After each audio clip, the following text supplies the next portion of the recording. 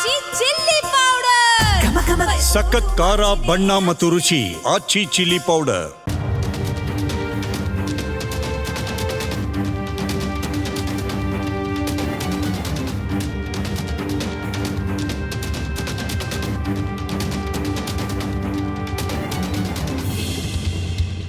ಅಕ್ಕಪಕ್ಕದ ದೇಶಗಳಲ್ಲಿ ನಡೆಯುತ್ತಿರುವ ಬೆಳವಣಿಗೆಗಳು ಭಾರತದ ಮೇಲೆ ಸದಾ ಒಂದಲ್ಲ ಒಂದು ರೀತಿಯ ಪ್ರಭಾವ ಬೀರುತ್ತಲೇ ಇರುತ್ತವೆ.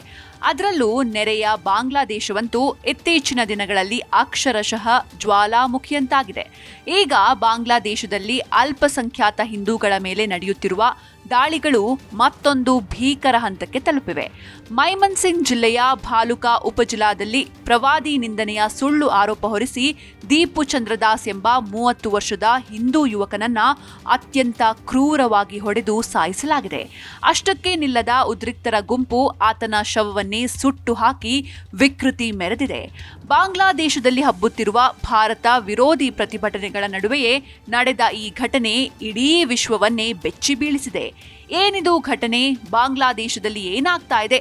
ಅಲ್ಲಿನ ಮಧ್ಯಂತರ ಸರ್ಕಾರ ಏನ್ ಹೇಳ್ತಾ ಇದೆ? ಎಲ್ಲವನ್ನ ನೋಡೋಣ ಬನ್ನಿ. ವಿದ್ಯಾರ್ಥಿ ನಾಯಕ ಶರೀಫ್ ಉಸ್ಮಾನ್ ಹಾದಿ ಹತ್ಯೆ ಖಂಡಿಸಿ ಬಾಂಗ್ಲಾದೇಶದಲ್ಲಿ ಭುಗಿಲೆದ್ದಿರುವ ಹಿಂಸಾತ್ಮಕ ಪ್ರತಿಭಟನೆಯನ್ನ ಅಲ್ಲಿನ ಮೂಲಭೂತವಾದಿ ಶಕ್ತಿಗಳು ಹೈಜಾಕ್ ಮಾಡಿವೆ. ಪ್ರತಿಭಟನೆಯ ನೆಪದಲ್ಲಿ ಭಾರತ ವಿರೋಧಿ ಭಾವನೆಯನ್ನ ಬಿತ್ತಲಾಗ್ತಾ ಇದ್ದು ಭಾರತದ ಗಡಿಭಾಗಕ್ಕೆ ನುಗ್ಗುವ ಪ್ರಯತ್ನ ಕೂಡ ನಡೆದಿದೆ. ಈ ಹಿನ್ನೆಲೆಯಲ್ಲಿ ಭಾರತೀಯ ಸೇನೆ ಗಡಿಭಾಗದಲ್ಲಿ ಕಟ್ಟೆಚ್ಚರ ವಹಿಸಿದ್ದು ಯಾವುದೇ ಸಂಭವನೀಯ ಪರಿಸ್ಥಿತಿಯನ್ನ ಎದುರಿಸಲು ಸಜ್ಜಾಗಿದೆ. ಅತ್ತ ಮೂಲಭೂತವಾದಿಗಳು ಹಿಂದೂ ಯುವಕನೋರ್ವನನ್ನ ಹತ್ಯೆ ಮಾಡಿ ಆತನ ಶವವನ್ನ ಮರಕ್ಕೆ ನೇತು ಹಾಕಿ ಸುಟ್ಟು ಹಾಕಿದ್ದಾರೆ. ಬಾಂಗ್ಲಾದೇಶದಲ್ಲಿ ವಿದ್ಯಾರ್ಥಿ ನಾಯಕ ಶರೀಫ್ ಉಸ್ಮಾನ್ ಹಾದಿ ಹತ್ಯೆ ವಿರೋಧಿಸಿ ನಡೆಯುತ್ತಿರುವ ಪ್ರತಿಭಟನೆ ಅಕ್ಷರಶಃ ನಿಯಂತ್ರಣ ತಪ್ತಾ ಇದೆ. ಇಂಕ್ವಿಲಾಬ್ ಫೋರಂ ಮತ್ತು ಜಮಾತ್ ಉಗ್ರಗಾಮಿಗಳು ನಿನ್ನೆ ಬಾಂಗ್ಲಾದೇಶದ ಬೆನಪೋಲ್ನಿಂದ ಭಾರತದ ಗಡಿಯವರೆಗೆ ಮೆರವಣಿಗೆ ನಡೆಸಿ ಪ್ರತಿಭಟಿಸಿದ್ದಾರೆ. ಪ್ರತಿಭಟನಾಕಾರರು ಗಡಿ ಭಾಗಕ್ಕೆ ನುಗ್ತಾ ಇರೋದ್ರಿಂದ ಸೇನೆ ಹೈ ಅಲರ್ಟ್ ಘೋಷಣೆ ಮಾಡಿದೆ. ಬಾಂಗ್ಲಾದೇಶದಲ್ಲಿ ಯೂನಸ್ ನಿಯಂತ್ರಣಕ್ಕೂ ಸಿಗದ ಪರಿಸ್ಥಿತಿ. ಎಲ್ಲೆಡೆ ಮೂಲಭೂತವಾದಿಗಳ ಅಟ್ಟಹಾಸ. 15 ತಿಂಗಳಲ್ಲಿ 5,000 ಕೊಲೆ. ಮೊಹಮ್ಮದ್ ಯೂನಸ್ ಮಾಡಿದ ಕೃತ್ಯಗಳ ಪರಿಣಾಮಗಳು ಈಗ ಬಾಂಗ್ಲಾದೇಶದಲ್ಲಿ ಸ್ಪಷ್ಟವಾಗಿ ಗೋಚರಿಸುತ್ತಿವೆ. ದೇಶದ ವಿವಿಧ ಭಾಗಗಳಲ್ಲಿ ಹಿಂಸಾಚಾರ ಮತ್ತು ಅಶಾಂತಿ ಮತ್ತೊಮ್ಮೆ ಭುಗಿಲೆದ್ದಿದೆ. ರಾಜಧಾನಿ ಢಾಕಾ ಮತ್ತೊಮ್ಮೆ ಹಿಂಸಾಚಾರದ ತಾಣವಾಗಿದೆ. ಉಸ್ಮಾನ್ ಹಾದಿ ಅವರ ಮರಣದ ನಂತರ ಧನ್ಮೊಂಡಿ 32 ಪ್ರದೇಶದಲ್ಲಿಯೂ ಹಿಂಸಾಚಾರ ಭುಗಿಲೆದ್ದಿದೆ. ಈ ಪ್ರದೇಶ ದೇಶದ ಸ್ಥಾಪಕ ಶೇಖ್ ಮುಜ್ಬಿರ್ ರೆಹಮಾನ್ ಅವರ ಪೂರ್ವಜರ ಮನೆಗೆ ಹೆಸರುವಾಸಿಯಾಗಿದೆ. ಗುರುವಾರ ರಾತ್ರಿ ಭಾರೀ ಸಂಖ್ಯೆಯಲ್ಲಿ ಬೀದಿಗಿಳಿದ ಜನ ಉದ್ವಿಗ್ನ ಪರಿಸ್ಥಿತಿಯನ್ನ ಸೃಷ್ಟಿಸಿದ್ರು. ದೇಶದ ದೊಡ್ಡ ಭಾಗಗಳು ಮೂಲಭೂತ ಗುಂಪುಗಳು ಮತ್ತು ಕ್ರಿಮಿನಲ್ ಜಾಲಗಳ ಹಿಡಿತದಲ್ಲಿವೆ. ಅಕ್ರಮ ಶಸ್ತ್ರಾಸ್ತ್ರಗಳ ಒಳಹರಿವು ಎಷ್ಟು ವ್ಯಾಪಕವಾಗಿತ್ತೆಂದ್ರೆ ಗಲಭೆಕೋರರು ಬಹಿರಂಗ ಹಿಂಸಾಚಾರಕ್ಕೆ ಮುಂದಾಗ್ತಿದ್ದಾರೆ. ಕಾನೂನು ಮತ್ತು ಸುವ್ಯವಸ್ಥೆಯ ಮೇಲೆ ಪೊಲೀಸ್ ಆಡಳಿತದ ನಿಯಂತ್ರಣ ಕ್ಷೀಣಿಸ್ತಾ ಇದೆ. ಕಳೆದ 15 ತಿಂಗಳಲ್ಲಿ ಸುಮಾರು 5,000 ಜನರು ಕೊಲ್ಲಲ್ಪಟ್ಟಿದ್ದಾರೆ. ಇವು ಪೊಲೀಸ್ ಠಾಣೆಗಳಲ್ಲಿ ದಾಖಲಾಗಿರುವ ಅಂಕಿ ಅಂಶಗಳು. ಪರಿಸ್ಥಿತಿ ಇನ್ನೂ ಕೆಟ್ಟದಾಗಿದೆ. ಹಿಂದೂಗಳು ಮತ್ತು ಕ್ರಿಶ್ಚಿಯನ್ನರಂತಹ ಅಲ್ಪಸಂಖ್ಯಾತ ಸಮುದಾಯಗಳನ್ನ ಉಗ್ರಗಾಮಿಗಳು ಗುರಿಯಾಗಿಸಿಕೊಂಡಿದ್ದಾರೆ.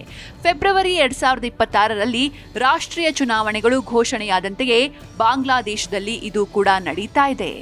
ಭದ್ರತಾ ಸಂಸ್ಥೆಗಳು ಮತ್ತು ವಿಶ್ಲೇಷಕರ ಪ್ರಕಾರ ಬಾಂಗ್ಲಾದೇಶದಲ್ಲಿ ಅಕ್ರಮ ಶಸ್ತ್ರಾಸ್ತ್ರ ಜಾಲವು ಅನಿಯಂತ್ರಿತವಾಗಿದೆ. ವಿದೇಶಿ ಶಸ್ತ್ರಾಸ್ತ್ರಗಳ ಸಾಗಣೆ ಬಹಿರಂಗವಾಗಿ ಕ್ರಿಮಿನಲ್ ಗ್ಯಾಂಗ್ಗಳ ಕೈಗೆ ಸೇರ್ತಾ ಇದೆ. ಈ ಶಸ್ತ್ರಾಸ್ತ್ರಗಳನ್ನ ಬೆದರಿಕೆಗಳಿಗೆ ಮಾತ್ರವಲ್ಲದೆ ಬಹಿರಂಗ ಕೊಲೆಗಳು ಮತ್ತು ದಾಳಿಗಳಿಗೂ ಬಳಸಲಾಗ್ತಾ ಇದೆ. ಇತ್ತೀಚೆಗೆ ಪಬ್ನಾದ ಇಶುರಾಡಿ ಪ್ರದೇಶದಲ್ಲಿ ಬಾಂಗ್ಲಾದೇಶ ರಾಷ್ಟ್ರೀಯತಾವಾದಿ ಪಕ್ಷದ BNP ಪಕ್ಷದ ನಾಯಕನನ್ನ ಗುಂಡಿಕ್ಕಿ ಕೊಲ್ಲಲಾಯಿತು. ಢಾಕಾದಲ್ಲಿ ಇಂಕ್ವಿಲಾಬ್ ಮಂಚ್ ವಕ್ತಾರ ಉಸ್ಮಾನ್ ಹಾದಿ ಅವರ ತಲೆಗೆ ಗುಂಡು ಹಾರಿಸಲಾಯಿತು. ಚಿಕಿತ್ಸೆಯ ಸಮಯದಲ್ಲಿ ಹಾದಿ ನಿಧನರಾದರು. ಇದರ ನಂತರ ಬಾಂಗ್ಲಾದೇಶದಲ್ಲಿ ಪರಿಸ್ಥಿತಿ ಇನ್ನಷ್ಟು ನಿಯಂತ್ರಿಸಲಾಗದಂತಾಗಿದೆ. ಚಿತ್ತಗಾಂಗ್ನಲ್ಲಿರುವ ಉದ್ಯಮಿಯೊಬ್ಬರ ಮನೆಯ ಮೇಲೆ ವಿವೇಚನಾ ರಹಿತ ಗುಂಡಿನ ದಾಳಿ ನಡೆಸಲಾಯಿತು. ಅಪರಾಧಿಗಳು ಇನ್ಮುಂದೆ ಯಾರಿಗೂ ಹೆದರೋದಿಲ್ಲ ಅಂತ ಈ ಘಟನೆಗಳು ತೋರಿಸುತ್ತವೆ. ದೊಡ್ಡ ವಿಷಯ ಅಂದ್ರೆ ಮೊಹಮ್ಮದ್ ಯೂನಸ್ ಅವರ ಹಿಡಿತ ಸಡಿಲಗೊಳ್ತಾ ಇದೆ ಮತ್ತು ಕ್ರಮೇಣ ಇಡೀ ಬಾಂಗ್ಲಾದೇಶವನ್ನ ಮೂಲಭೂತವಾದಿಗಳು ವಶಪಡಿಸಿಕೊಳ್ತಿದ್ದಾರೆ. ಚುನಾವಣೆಗೂ ಮುನ್ನ ಇಂತಹ ಪರಿಸ್ಥಿತಿ ಯಾಕೆ ಉದ್ಭವಿಸಿತು? ವರದಿಯ ಪ್ರಕಾರ ಬಾಂಗ್ಲಾದೇಶದಲ್ಲಿ ಭಯ ಆವರಿಸಿದೆ. ಬಿಎನ್ಪಿ ಅಭ್ಯರ್ಥಿ ಮೊಹಮ್ಮದ್ ಮಸೂದುಜ್ಜಮಾನ್ ಮಸೂದ್ ನಾರಾಯಣಗಂಜ್ 5 ಸ್ಥಾನದಿಂದ ಸ್ಪರ್ಧಿಸೋದ್ರಿಂದ ಹಿಂದೆ ಸರಿದಿದ್ದಾರೆ. ಪ್ರಸ್ತುತ ಪರಿಸ್ಥಿತಿಯಲ್ಲಿ ತಮ್ಮ ಜೀವಕ್ಕೆ ಗಂಭೀರ ಅಪಾಯವಿದೆ ಅಂತ ಅವರು ಹೇಳಿದ್ದಾರೆ. ಈ ನಿರ್ಧಾರ ಪ್ರಜಾಪ್ರಭುತ್ವ ಪ್ರಕ್ರಿಯೆಯು ಹೆಚ್ಚು ಅಸುರಕ್ಷಿತವಾಗ್ತಾ ಇದೆ ಅಂತ ಸೂಚಿಸ್ತಾ ಇದೆ.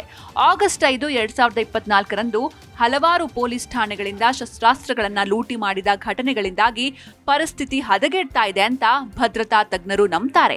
ಈ ಶಸ್ತ್ರಾಸ್ತ್ರಗಳು ಇನ್ನೂ ಅಪರಾಧಿಗಳ ಬಳಿ ಇವೆ. ಇದಲ್ಲದೆ ಗಡಿ ಪ್ರದೇಶಗಳಿಂದ ಅಕ್ರಮ ಶಸ್ತ್ರಾಸ್ತ್ರ ಕಳ್ಳ ಸಾಗಣೆ ಮುಂದುವರೆದಿದೆ. ಮೂಲಭೂತವಾದಿಗಳು ಮತ್ತು ಸಂಘಟಿತ ಅಪರಾಧಿಗಳು ತಮ್ಮ ಪ್ರಾಬಲ್ಯವನ್ನು ಸ್ಥಾಪಿಸಲು ಈ ಶಸ್ತ್ರಾಸ್ತ್ರಗಳನ್ನು ಬಳಸುತ್ತಿದ್ದಾರೆ. ಯೂನಸ್ ವೈಫಲ್ಯ. ಅಧಿಕೃತ ಪೊಲೀಸ್ ಅಂಕಿಅಂಶಗಳು ಪರಿಸ್ಥಿತಿಯ ತೀವ್ರತೆಯನ್ನ ಎತ್ತಿ ತೋರಿಸುತ್ತವೆ. ನವೆಂಬರ್ನಲ್ಲಿ ಮಾತ್ರ ದೇಶಾದ್ಯಂತ 279 ಕೊಲೆಗಳು ವರದಿಯಾಗಿವೆ. ಅದೇ ಅವಧಿಯಲ್ಲಿ 184 ದರೋಡೆಗಳು, ಮಹಿಳೆಯರು ಮತ್ತು ಮಕ್ಕಳ ಮೇಲಿನ 1744 ಹಿಂಸಾಚಾರ ಪ್ರಕರಣಗಳು, 93 ಅಪಹರಣಗಳು ಮತ್ತು 1110 ಕಳ್ಳತನಗಳು ವರದಿಯಾಗಿವೆ. ಒಟ್ಟಾರೆಯಾಗಿ ನವೆಂಬರ್ನಲ್ಲಿ 14,465 ಕ್ರಿಮಿನಲ್ ಪ್ರಕರಣಗಳು ದಾಖಲಾಗಿವೆ. ಕಳೆದ 15 ತಿಂಗಳುಗಳಲ್ಲಿ ಕನಿಷ್ಠ 4,809 ಕೊಲೆಗಳು ವರದಿಯಾಗಿವೆ. ಇವುಗಳಲ್ಲಿ 3,236 2025ರ ಮೊದಲ 10 ತಿಂಗಳಲ್ಲಿ ಮಾತ್ರ ಸಂಭವಿಸಿವೆ. ಹೆಚ್ಚಿನ ಸಂಖ್ಯೆಯ ಪ್ರಕರಣಗಳು ಆಗಸ್ಟ್ 2024ರ ಹಿಂಸಾತ್ಮಕ ಘಟನೆಗಳಿಗೆ ನೇರವಾಗಿ ಸಂಬಂಧಿಸಿವೆ.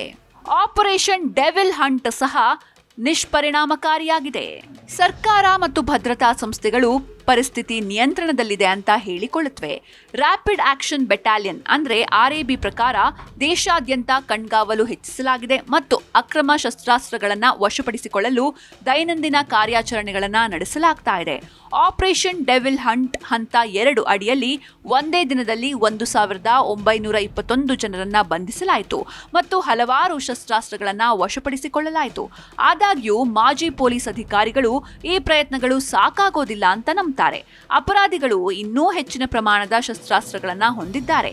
ಇದನ್ನ ಚುನಾವಣೆಯ ಸಮಯದಲ್ಲಿ ಹಿಂಸಾಚಾರವನ್ನ ಪ್ರಚೋದಿಸಲು ಬಳಸಬಹುದು ಅಂತ ಅವರು ಹೇಳ್ತಾರೆ. ಸರ್ಕಾರವು ವಾಸ್ತವದ ವಿರುದ್ಧ ಹೇಳಿಕೊಳ್ಳುತ್ತೆ. ದೇಶದಲ್ಲಿ ಒಟ್ಟಾರೆ ಭದ್ರತಾ ಪರಿಸ್ಥಿತಿ ಉತ್ತಮವಾಗಿದೆ ಮತ್ತು ಸಾರ್ವಜನಿಕರು ಭಯಭೀತರಾಗುವ ಅಗತ್ಯವಿಲ್ಲ ಅಂತ ಹಿರಿಯ ಗೃಹ ಸಚಿವಾಲಯ ಮತ್ತು ಪೊಲೀಸ್ ಅಧಿಕಾರಿಗಳು ಪದೇ ಪದೇ ಹೇಳ್ತಿದ್ದಾರೆ. ಆದರೆ ವಾಸ್ತವ ಅಂದ್ರೆ ನಾಯಕರು ಚುನಾವಣೆಯಿಂದ ಹಿಂದೆ ಸರಿತಿದ್ದಾರೆ. ಸಾಮಾನ್ಯ ಜನರು ಭಯಭೀತರಾಗ್ತಿದ್ದಾರೆ. ಯೂನಸ್ ಅವರ ಇಮೇಜ್ ಕೂಡ ಪ್ರಶ್ನಾರ್ಹವಾಗಿದೆ. ಅಂತಾರಾಷ್ಟ್ರೀಯ ವೇದಿಕೆಗಳಲ್ಲಿ ಮೊಹಮ್ಮದ್ ಯೂನಸ್ ಅವರನ್ನ ಬಾಂಗ್ಲಾದೇಶದ ಉದಾರವಾದಿ ಮತ್ತು ಪ್ರಗತಿಪರ ಮುಖ ಅಂತ ಪರಿಗಣಿಸಲಾಗಿದೆ.